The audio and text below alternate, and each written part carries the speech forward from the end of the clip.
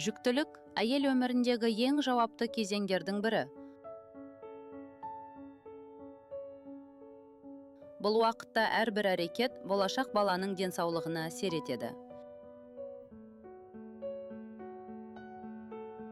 Ең алдымен, дәрігер кеңесінсіз дәрі қабылдауға болмайды.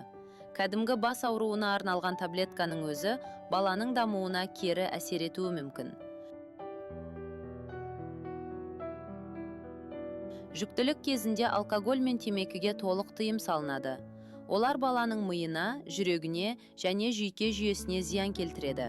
Мұнда аз ғана деген ұғым жоқ. Ауыр зат көтеру де қауіпті. Бұл іштің төмен түсуіне және басқа асқынуларға әкелуі мүмкін. Сондықтан өзіңізді күтіңіз. Күйзеліс пен ұйқының жетіспеуі анаға ғана емес, балаға да әсер етеді. Себебі ана сезімін ішіндегі сәби де сезінеді. Тағы бір маңызды нәрсе – тамақтану. Фастфуд пен зиянды тағамдардан мүмкіндігінше бас тартыңыз. Табиғи пайдалы ас денсаулықтың негізі. Жүктілік ауру емес, бірақ ерекше күтімді қажет ететін кезең. Өзіңізге дұрыс қарасаңыз, сәбиіңіз де сау болады.